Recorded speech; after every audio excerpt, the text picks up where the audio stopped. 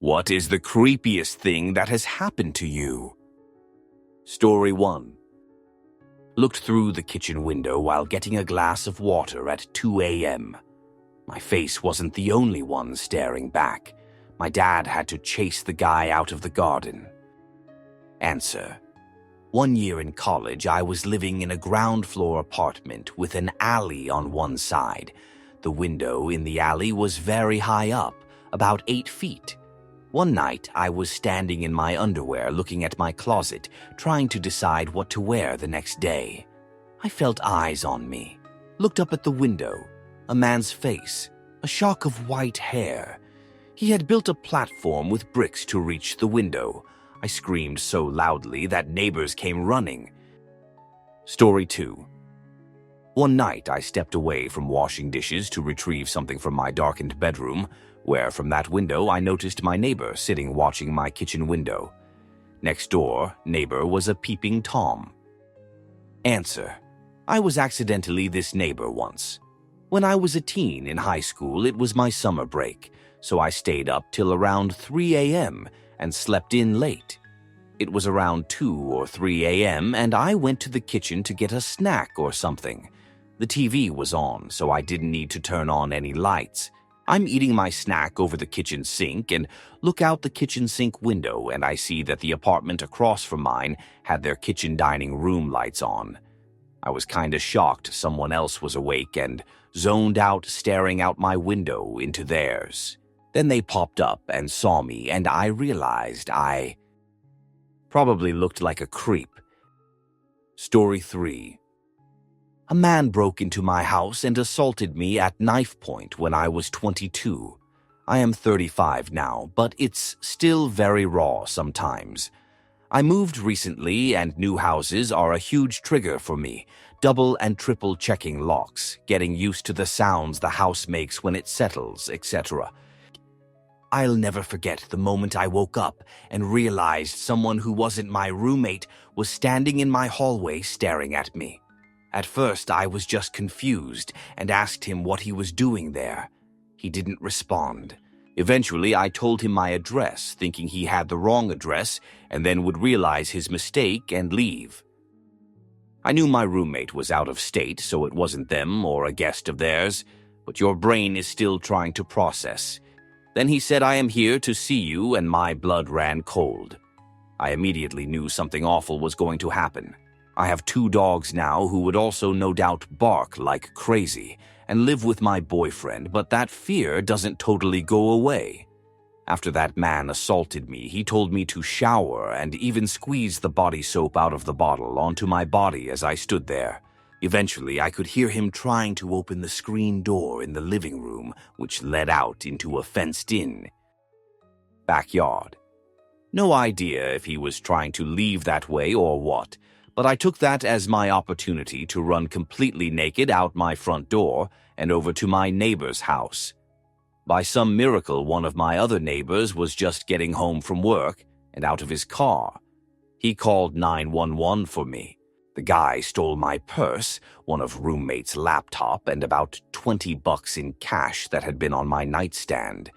He was never caught, and they weren't able to get a comprehensive profile of DNA from him after my violation exam. Story 4. Coming out of around 2:30, 3 o'clock a.m. with an X. There is a playground right across from the hospital, and this huge man comes from out the shadows of the playground and asks us if we just came out from the hospital.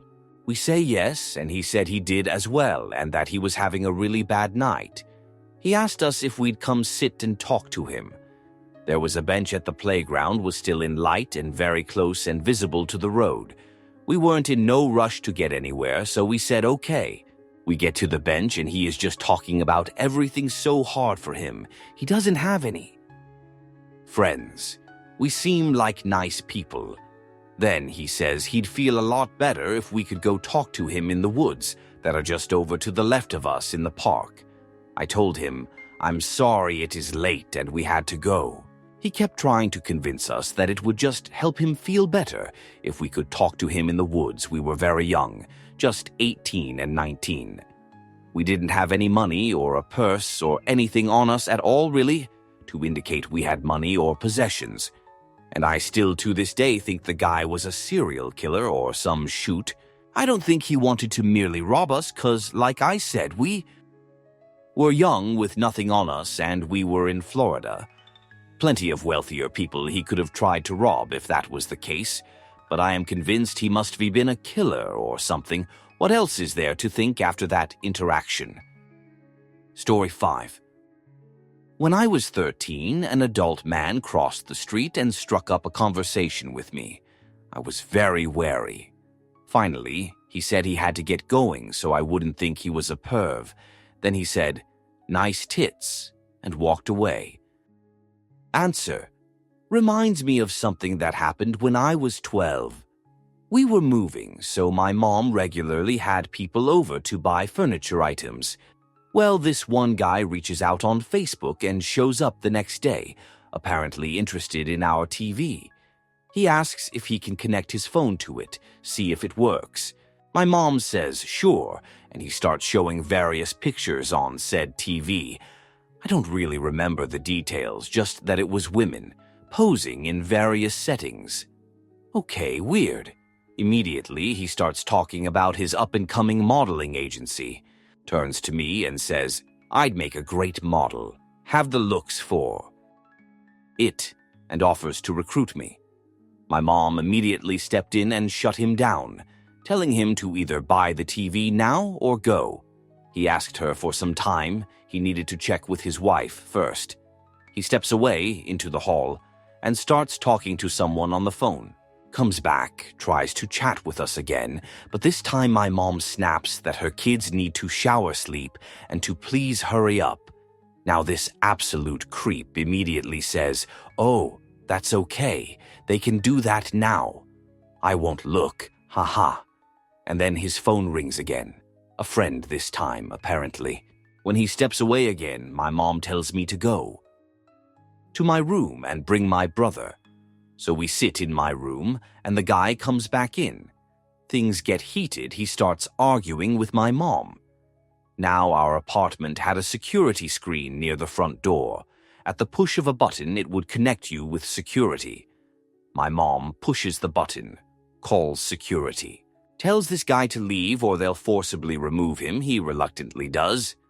The worst part is he came back the next day. Had to be stopped by security. He was aggressive with them. I don't know what happened to him later, and I don't care. But it was definitely scary. Honorable mention to the guy who stalked me for 2 weeks in high school, which culminated in him assaulting me in front of several teachers and students. He was never punished. Story 6. I got to work, Hooters waitress, one day, and everyone was looking at me strangely. The manager said he needed to talk to me in the back room, and I was like, "What WTF did I do?" He hands me an envelope with my name written on it.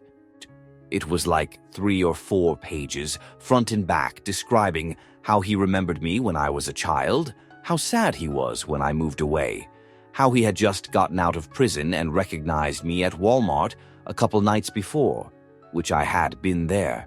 A bunch of ramblings of how he's always loved me even as a child, making it clear that he was much older than me, and random, accurate details of my life. There had been a windowless painter's van that had been parked in our lot, off and on for a couple weeks at that point, that none of us had thought about until I got that letter. Needless to say, the managers insisted that I be escorted to my car after my shifts from then on. Story 7. I was home alone and the front door unlocked itself. Loud click, deadbolt turned. I thought I was losing my mind until my neighbor told me someone was trying doorknobs up and down the block. Answer: I was living in an apartment and someone knocked on my 2 upstairs neighbors' doors. Then they knocked on my next door neighbor's door, so I got up from the couch to go look through the peephole. When I was like 3 feet from my door, the person knocked on my door and turned the doorknob. I just froze. I looked through the peephole when I heard them leaving, and it was some young dude. Scared the crap out of me. Story 8. Locked in the shower building after an event at a fairgrounds soaking wet in my birthday suit. No lights, no way out. Story 9. When I was in college, I came home for Thanksgiving break. I was sleeping late, around 10 a.m., and I heard my bedroom door open. I rolled over to see who it was, and I didn't recognize the woman staring at me. I blinked to try to focus my vision a little more. The woman quietly closed the door. I laid there for a few moments, confused and disoriented. Then I got out of bed to check the house. Nothing was out of place. Laptop was on the kitchen table, and our new puppy was in her crate laying quietly. I saw some serving dishes on our back porch. I called my mom at work to ask her if someone in the family was dropping something off for Thanksgiving later that week. She said yes, my great aunt, but the woman I saw was younger, had probably left the stuff on the back deck. My mom told me I probably was dreaming. Everyone teased me at Thanksgiving when I retold the story. The day after Thanksgiving, my uncle called my mom and told her to look at the paper. There was a local story about a woman who was arrested in my neighborhood earlier that week for breaking and entering. Apparently, she had been knocking on doors, and when people didn't answer, she would enter the home to look for money. I did not answer because I was sleeping, so she assumed the house was empty. Later, I had to call the police and give a statement, and they asked me to describe who I saw, young blonde hair. They informed me my description matched. Story 10. I went to get a snack in the middle of the night. The place where we keep our fruit is in front of a window. When I went to get a banana, I saw the face of a person peering into the house. Seems that seeing me scared him away. Answer. A similar thing happened to me when I was in 4th grade. We had a slumber party in my older brother's room. We stayed up late watching Mad TV, and by this time I was the only one up. I looked over to my brother's window, and not only were the blinds opened, but so was the glass part. There was a figure standing right outside with nothing but the screen between him and my brother. He was maybe like an inch away from him. I screamed so loud the figure jumped and bolted. My grandma rushed into the room and actually saw him too, so I wasn't dreaming. She just happened to be going to the bathroom. It's been like 20 years now, but I still feel uncomfortable around open windows. My grandma closed the window, saw what I was watching, and yelled at me after I wish I could remember the show, but it was like my head was emptied because I was so scared. None of my 3 siblings woke up either. It was a weird night. Story 11.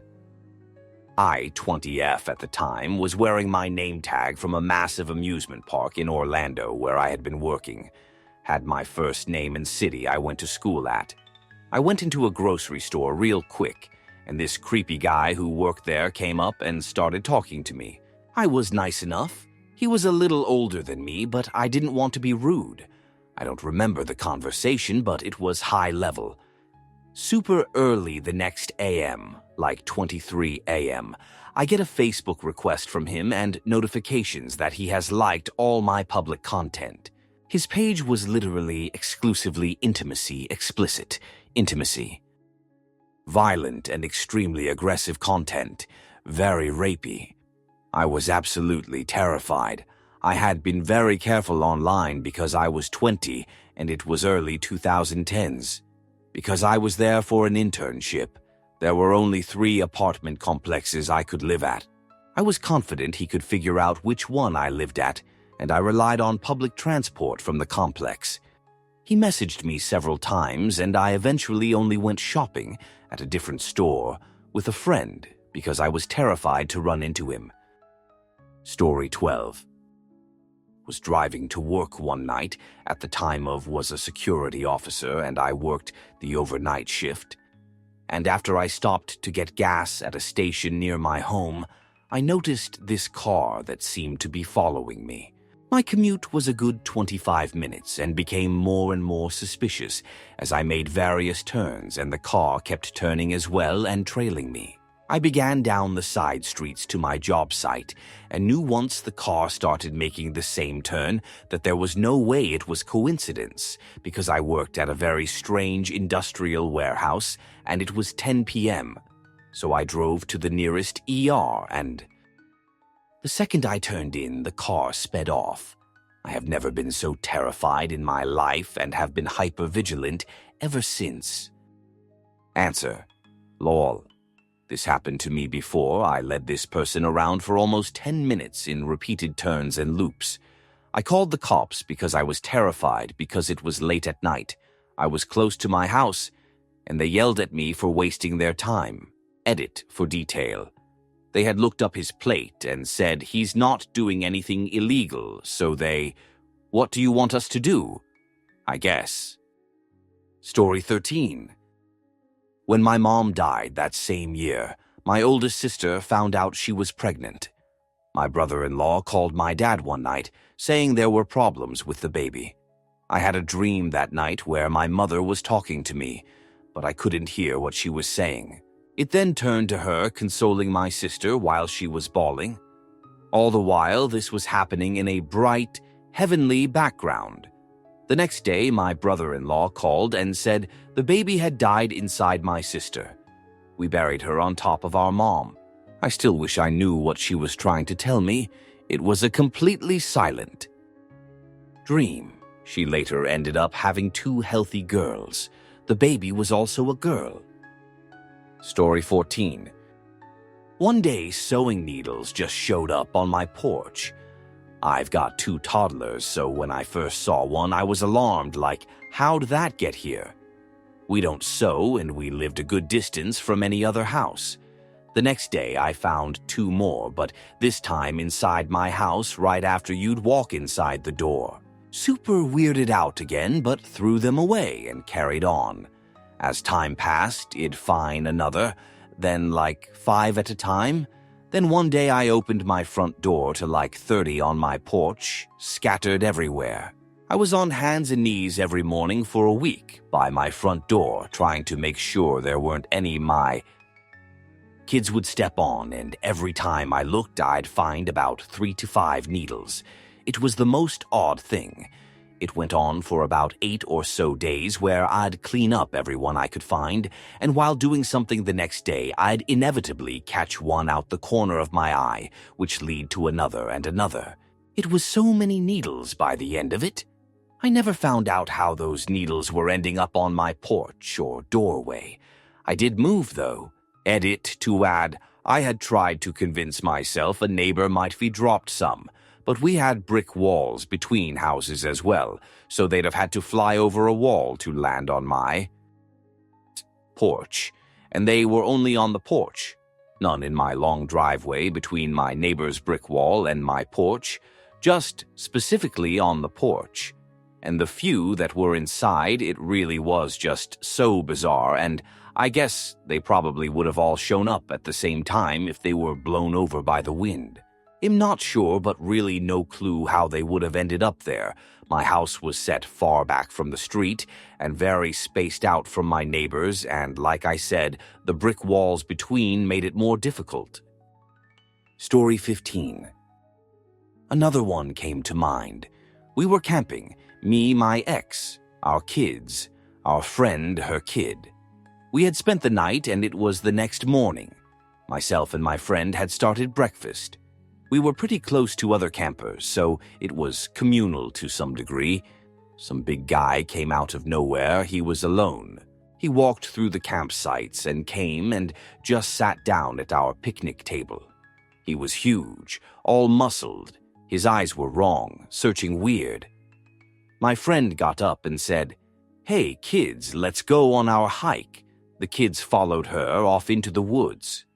I was left sitting there with my ex, who said nothing. I kept waiting for him to tell the guy to leave. He said nothing. The guy starts mumbling about breaking up with his girlfriend, and I'm sitting there thinking what to do. I ask him if he's hungry. He says yes. I give him food. He eats it. He gets quiet and finally gets up and leaves. My spider senses were going off the charts. Story 16. This is an odd one. I was in the hospital and suffering on a scale that is unheard of. The doctors could do nothing to stop my pain. They tried morphine fentanyl. I was struggling on whether to end it. The doctors said that with what I was going through that I would consider it. But to stay strong. I eventually passed out. I felt someone in the room with me. I sat up and opened my eyes. My deceased nephew, grandmother, and grandfather were standing at the end of the bed, looking at me. In just moments, they were gone. That's when I knew I'd be okay. I've now been suffering for a year with the nerve damage. Tomorrow I have gamma knife surgery at the Houston Medical Center. I know it'll be okay. Story 17. When I was 13, we were staying at a family vacation house with lots of people, family friends, cousins, etc. I woke up in the middle of the night to someone touching me with their hands under my boxers. I turned the other way whilst pretending to still be asleep and unaware of what had happened. The person got up and left the room. To this day, I don't know who it was. Story 18. Was at the grocery store service desk asking to get some formula out from the locked case. Had my body turned slightly from my cart with my 10-month-old daughter in it, hands still on the cart, when I suddenly realized someone was right behind me. I turned to see this creepy, looked like a druggie, guy leaning in towards my daughter, and he had started to lift his arms up towards her. When he saw me turn around, he was very obviously flustered, and all he could mutter to me before walking away quickly was, "I've always wanted a little girl." He proceeded to pace the ends of all of the aisles, which put himself between me and the doors. And every time he saw me, he would stop for a second before starting his pacing again.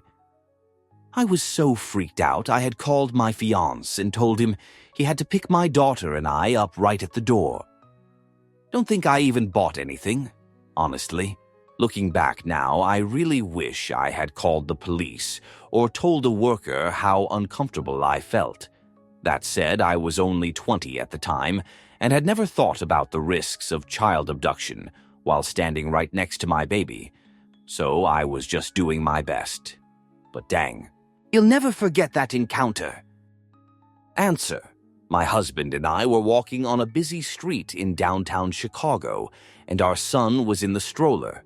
While we were at a stoplight and waiting for the walking sign to turn on, a man, who was very clearly high on something, touched my son's little feet since they were sort of dangling out of the stroller. It was clear he wanted to maybe pick him up with how his hands were moving towards my son. I yelled at him, almost pushed him, and was about to punch him in his face before my husband restrained me. I still get mad thinking about it till day. I wish I had punched him. I wish I'd created a ruckus. No one touches my baby. Story 19. I was about 16, in a theater group that traveled around. Often after performances, we would be invited to dinner at people's homes. We were at someone's home. There were lots of young men around. I felt uncomfortable and kept to myself. One young man came over to me and started talking to me.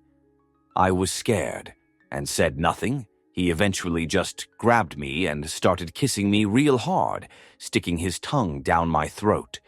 I finally pushed him away after a wrestling match of him trying to rub my breasts and behind. No one intervened. I basically just sat in a corner waiting to leave after that. I just totally disconnected from myself and don't recall whatever else happened. Story 20. Al-Qaeda stalked my family out camping in the Wadis outside of Riyadh in 2003. We recognized them on the top of the canyons in positions, but a freak shamal, sandstorm, sounds like a jet engine, plus flash flood prevented us from getting out that night. When headlights at 3 a.m. came around our camp, my dad looked back before unzipping the tent at my sister and I, 13, and there was a silent understanding that he might not come back and to get out using gunshot sound as a cover. We had talked about this scenario. Luckily, it was the Bedouin that came to warn us to get out no matter what. Shoot! Out later on ensued by Saudi Defense Force later on. So yippee. It's actually not the creepiest, but it's the first that came to mind. Story 21. I had just woken up from a nap, and my bedroom door was closed, and so was the front door to my apartment. I hear a knock at the front door, and then someone put a key in the door and unlocked it, and a lady opened the door and said hello 3 times, and then shut the door. I was frozen in fear and didn't respond, but was like, what the heck just happened? Still to this day have no idea what happened. I asked maintenance and the front office if they had come in, and they said, no. Answer: if you were frozen in fear and didn't respond, it's likely that this